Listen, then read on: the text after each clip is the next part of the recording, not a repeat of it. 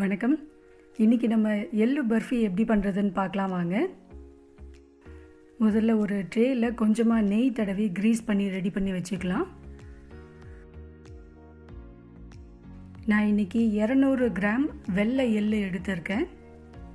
இப்போ இதை மிதமான தீயில் வச்சு நல்லா படபடன்னு பொரியிற அளவுக்கு இதை வறுத்து எடுத்துப்போம்.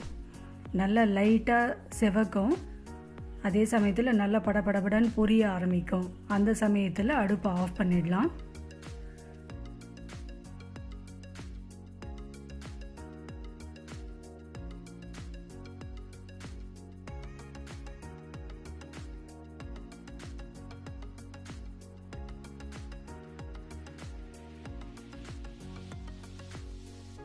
அடுப்பு பார்த்திங்கன்னா இப்போ மிதமான தீயில் தான் இருக்குது. இப்போ நல்லா பொரிய ஆரம்பிச்சிருக்கு. கலரும் பார்த்திங்கன்னா லைட்டாக சிகப்பாக மாறும். இந்த மாதிரி கோல்டன் எல்லோவாக மாறும்போது அடுப்பை ஆஃப் பண்ணிடலாம். இதே கடாயில் இப்போ ஒரு 100 கிராம் வெல்லத்தை பொடிச்சு எடுத்துப்போம். வெல்லம் சுத்தமாக இருந்தால் நம்ம டைரெக்டாக பண்ணிடலாம். இதில் கொஞ்சம் தூசு இருக்குன்றதுனால ஒரு 4 ஸ்பூன் தண்ணி மட்டும் விட்டுட்டு இதை கரைச்சி ஃபில்டர் பண்ணி இப்போ எடுத்துக்கிறேன். இந்த வெல்லம் நல்லா கொதிக்கட்டும். இது பார்த்திங்கன்னா நல்ல கல் பதத்துக்கு வரணும்.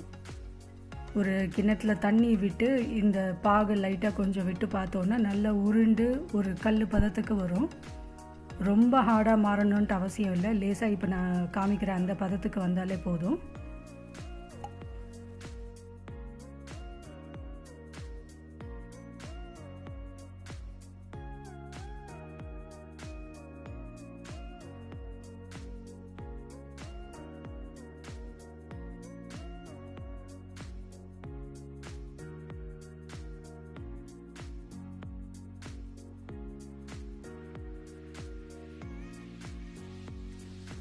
வெல்லம் நல்லா கலர் மாறி இருக்குது.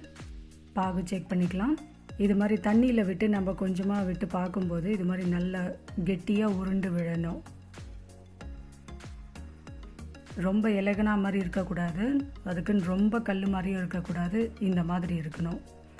உருட்டி பார்த்தோன்னா நல்லா திக்காக இது மாதிரி உருண்டு வரணும். இப்போ நம்ம வறுத்து வச்சுருக்க எள்ளை இந்த வெல்லத்தில் போட்டு நல்லா கலந்து விட்டுட்டு அடுப்பை ஆஃப் பண்ணிடலாம்.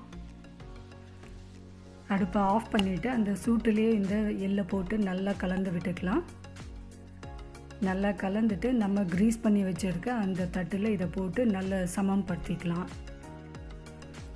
அகலமான ஒரு ஸ்பூனோ அப்படி இல்லைன்னா ஒரு கிண்ணத்தில் அடியில் நெய் தடவிட்டு இதை தட்டி தட்டி நல்ல ஒரு ஃப்ளாட்டான சர்ஃபேஸாக பண்ணிவிட்டு கொஞ்சம் சூடாக இருக்கும்போது இதை கட் பண்ணி ரெடி பண்ணிடலாம். ஆறின பிறகு கட் பண்ண முடியாது.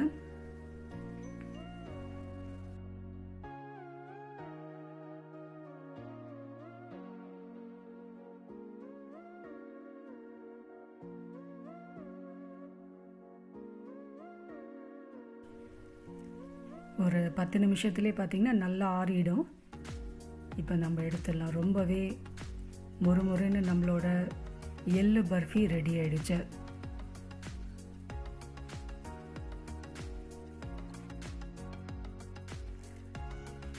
இந்த ரெசிபி உங்களுக்கு பிடிச்சிருக்கோன்னு நினைக்கிறேன். பிடிச்சிருந்தால் லைக் பண்ணுங்கள், கமெண்ட் பண்ணுங்கள். நம்மளோட சேனலை மறக்காமல் சப்ஸ்கிரைப் பண்ணி வச்சுக்கோங்க.